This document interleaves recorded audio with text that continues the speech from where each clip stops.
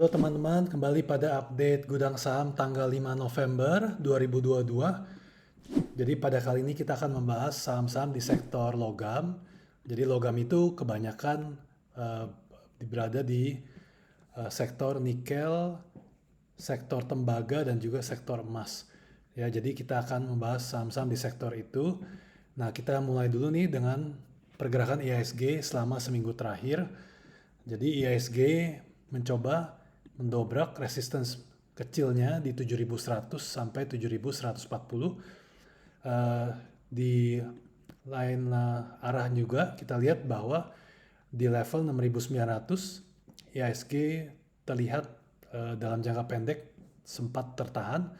Nah, jadi seolah-olah IHSG mencoba membentuk pola bullish inverse head shoulder. Walaupun secara teori kenaikan inverse head and shoulder ini bisa sampai ke 7.440. Untuk saat ini kita mencoba menaruh target IHSG di 7.300 karena ini merupakan resistance yang sangat kuat karena all time high-nya. Jadi kita lihat juga pergerakan berikutnya.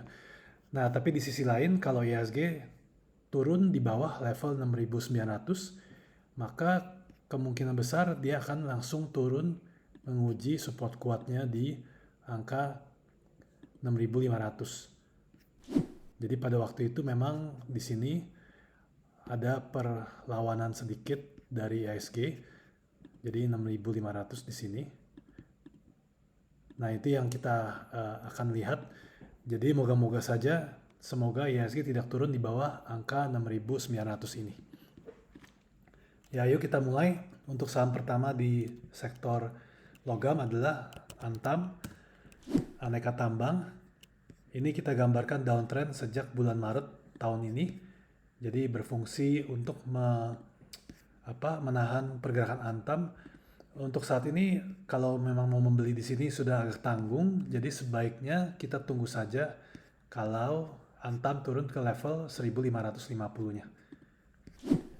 Lalu berikutnya adalah saham TINS, Timah Tbk. Kalau TINS masih berada di bawah, jadi memang saat ini dekat dengan support kuat 1250. Belum ada tanda-tanda mau ke sana, tapi kalau kita persiapkan bahwa TINS bisa naik di atas resistance jangka pendek 1400, maka TINS bisa lanjut menguat ke level 1550. Lalu berikutnya adalah saham Inco. Nah, Inco agak berbeda sedikit dengan saham nikel lainnya.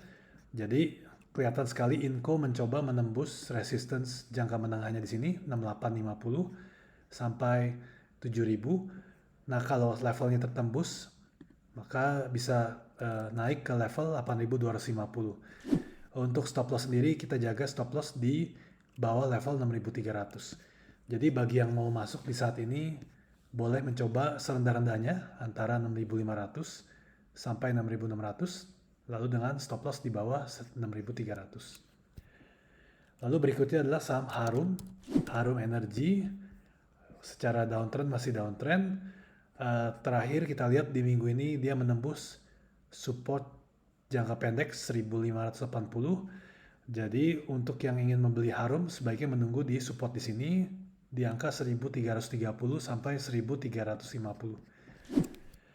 Nah, lalu berikutnya kita ke saham MDKA, saham emas dan nikel. Ini masih downtrend, walaupun ada kemungkinan MDKA bisa menembus angka 4000 di sini, tapi kalau kita pikir sebaiknya berhati-hati dan jangan membeli ketika naik ke atas ini, karena ada lagi support resistance di 4400. Jadi target penguatannya tidak terlalu besar, hanya sekitar 10%.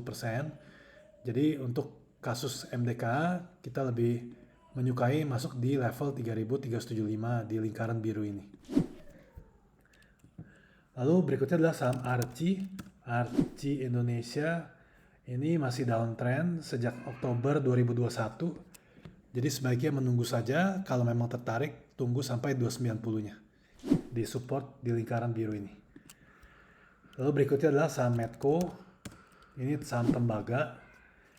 Kalau kita coba zoom ke weekly, sebenarnya weekly ini ketika menembus resistance 750, target penguatannya sampai 1200, 1180. Saat ini sudah tercapai, jadi sebaiknya kita wait and see dulu daripada kita membeli di sini. Lalu berikutnya untuk saham tembaga ada DOIT, Delta Dunia Makmur. Ini resistance yang kuat di 470. Kalau kita perhatikan memang di sini sulit ditembus. Nah, saat ini mencoba membentuk ascending triangle di sini. Kalau mau masuk dengan resiko, boleh mencoba di level saat ini 380, tapi boleh mencoba stop loss kalau turun di bawah level 370. Jadi stop lossnya kecil, akan tetapi resikonya besar karena belum tentu naik.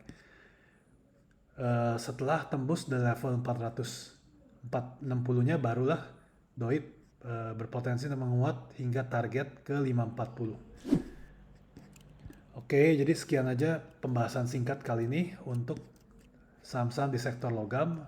Terima kasih, sampai ketemu di video berikutnya.